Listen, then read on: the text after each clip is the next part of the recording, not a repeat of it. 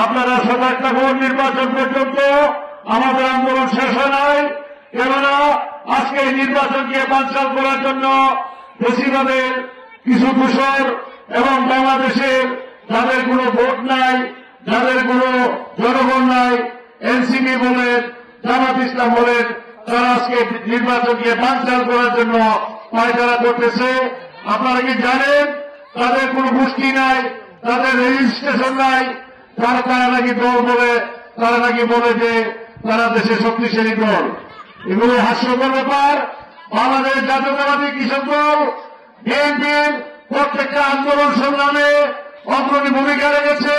BNP যে কর্মসূচি দিয়েছে সেই কর্মসূচিতে আমরা অগ্রণী ভূমিকা পালন করেছি।